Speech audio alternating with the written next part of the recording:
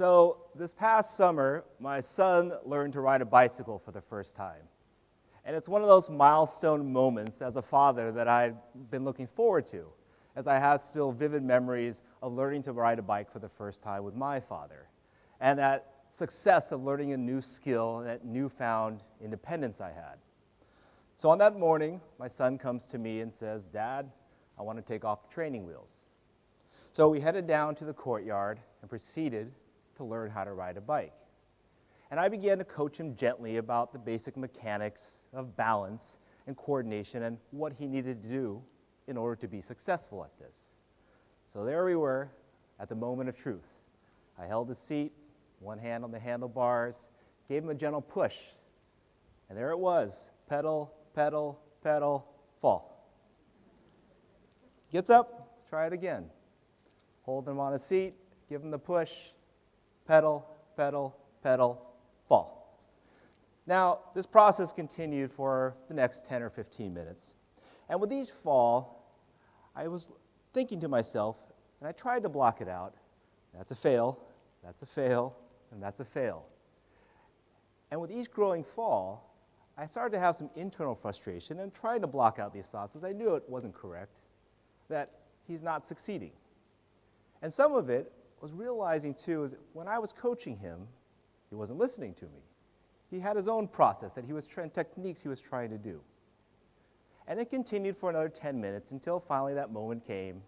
Gave him the push, pedal, pedal, pedal, and there he was, pedaling in all of his glory, doing circles around the courtyard for the next hour. And the joy I got from seeing the smile on his face that he learned this new skill and found the success of riding a bike. But it was also at that time I began to think and process and reflect upon some things that were really ingrained in me and I feel strongly about too. This idea of success is that I realized that children, I don't believe the concept of failure is not inherent with them. It's something that they've learned over time, and it's perpetuated as we get older. As we know that failures become greater as we get older, they bring great anxiety and stress, and our typical means is to avoid failure at all costs. And I believe today that we need to redefine what success means. As I looked and I realized that every time my son fell, he wasn't seeing failure. It was just another opportunity to succeed. But every time he fell, I started to see it more and more as a failure. Now the problem with our current definition is that it's a linear definition. And this model that we've created. And a very traditional model of success looks like this. We have a starting point, we have success. And in between those 2 points, there are intervals. And as we know that our job is, in order to achieve success, we must satisfy each interval. So in a very typical model, we go to school, we get good grades, we graduate, we go to university, we go to grad school, we get a job, we get promotions, house, car, family, we're successful. And we've learned this model. Now the problem with this model is that we've all heard that the skills and knowledge that we're giving our youth today is built upon this. And we've also realized that the world is rapidly changing. And we've heard this too, that in the next 20 or 30 years, the jobs that are going to be out there haven't even been created yet. So some of the things I begin to think about is, how do we know that the model that we're using, the skills and the knowledge that we're giving our youth today, are the skills and knowledge that they're going to need in the future? Now, one of the things about the model that sometimes is hard, because success is built upon failures. But the way it works today is, more failures equal less success. Less failures, more success.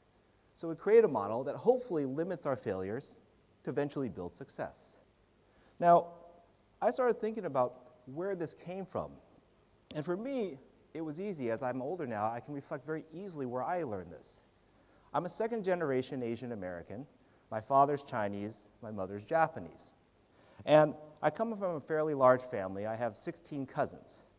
Now, within my family, it was very easy and very clearly defined what success meant as we all got older for the cousins. We had choices: doctor, lawyer, or engineer. And as long as we got that, we knew very clearly we could be a success. So every family reunion, we'd get together, and my sister and I, being the youngest of the 16 cousins, we got the fortune to see our older cousins lead the way to success so we could follow it and say, okay, I know how it looks.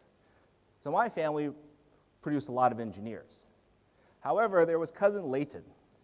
Now, cousin Layton was the one who kind of veered off that course and challenged it. But cousin Layton, well, he went to Stanford Medical School and became the neurosurgeon. Now, we heard a lot about cousin Layton all the time at family reunions. Cousin Layton seemed to get the accolades. Whenever cousin Layton came in, we discussed his most current achievements that he was doing. And so cousin Layton, we knew that was it. That was basically, as the cousins went, that was our goal for success. So now, the year 1989 comes. I'm graduating high school, and it was my turn now, as the youngest cousin, to follow this path of success. Now, my father came to me and said, well, it's your turn. What are you going to do? And I looked at him, and I very clearly knew what I wanted to do. And I said very proudly, Dad, I'm going to be a professional snowboarder. And he looked at me. He said, okay, that's good. Where are you going to university? So I did what I needed to do because this was the path. I said, I got to do this. This is how I get successful. So I had no idea what I wanted to do. Didn't want to go to university.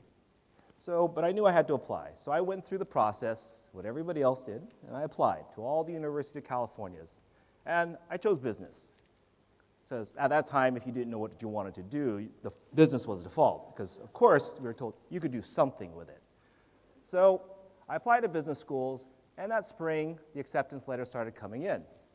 And usually when you open them, it's supposed to be a time of joy and accomplishment, and as I opened each one, and I started seeing my acceptance letters, it was the most stressful and anxious time of my life at that point, because I realized there's a reality.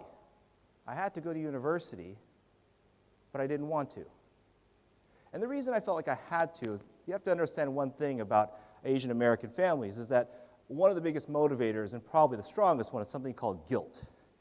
And there is this guilt that I grew up with. And part of it was my grandfather was an immigrant farmer, and he had 7 kids, and they basically worked for the family business and had small businesses of their own. So as the cousins, we basically had the opportunity to the first generation to go to university. And it would be a lot of guilt if we passed up that opportunity that our parents and my grandparents had basically worked so hard to give us. So I'm stuck in this conundrum. How do I not go to university? But I had to, because I couldn't live with the guilt, but I didn't want to. So I came up with a master plan. Now, I'm not recommending this to anybody. So my parents asked me, where are you going? I lied. And I said, I didn't get accepted. And they looked at me strangely, said, how is this possible? I said, I don't know. But coincidentally, at the same time, I was approached by a coach at a local college to play American football. And I told my dad, you know what, I'm going to go play football for a year or so, and then I'll figure things out. I'll go to university. So it kind of satisfied him. So I went there, and during my first season, I got injured. It knocked me out. So I spent my first year in an athletic training room, rehabbing my injuries. And it was there that I was exposed to a group of people called athletic trainers in a field called sports medicine. And it kind of clicked with me. I said, wow, maybe I could do this. So I go back to my parents and I tell them, I'm going to university finally, and I'm going to study sports medicine. And very quickly, at the next family reunion, my parents were very proud to tell the family and talk about Lance is finally going to university, and he's going to be a doctor. And I said, wait, no, wait, not a doctor, I'm just going to be an athletic trainer. But I knew exactly what my parents heard. Sports medicine, they didn't hear sport, they heard medicine. And so my new profession was not athletic trainer, it was sports doctor, whatever they came up with. So there I was, building my new path to success. I went to university, then of course had to go to graduate school because that was the next interval. At that time I moved back to California and I got a job with a professional hockey team. Now at this point, my friends and my peers and my family, I was seen as a success. And I worked there and I felt good and I could hear it. The next family reunion, it was interesting. I think I had made it because I was being spoken about in the same breath as cousin Layton. There was cousin Layton, neurosurgeon, saving lives, and then there's Lance, met Shaquille O'Neal. I was like, oh, okay, I've made it. I've made it to that echelon in the family ranks. But something happened. I realized that the success that I was getting externally from everybody had no meaning to me. I'd done everything. I'd followed the model. I'd hit all the intervals. But where was it? And it was about that time, too, I began questioning what I was doing. And the medical group I was working with, coincidentally, we began a program working and volunteering at local area public high schools in Los Angeles. And we began volunteering our medical services at local sporting events, covering Friday night football, basketball games, and baseball.